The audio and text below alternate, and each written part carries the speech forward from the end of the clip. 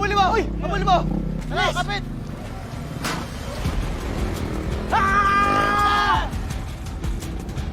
Yes! Mabilis!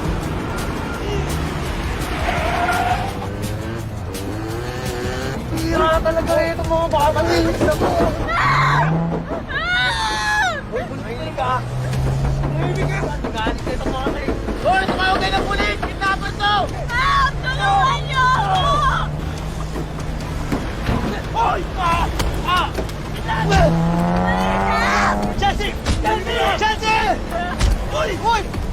Tulungan niyo ako!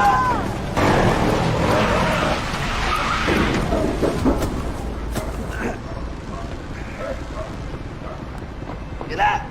Bilisan mo! Bilisan mo! Bilisan mo, tol! Nagdugo yung limbag ko, yari ako kay Mami.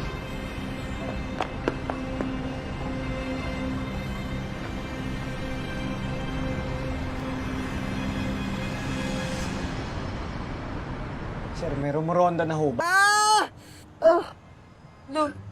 Sakit? Hindi. Okay lang. Galing. Kaya mo kusitin ang mukha mo nang walang lumalamutak. Buti na lang, hindi na wash out ng pambanlaw ni Kuya yung limbag mo.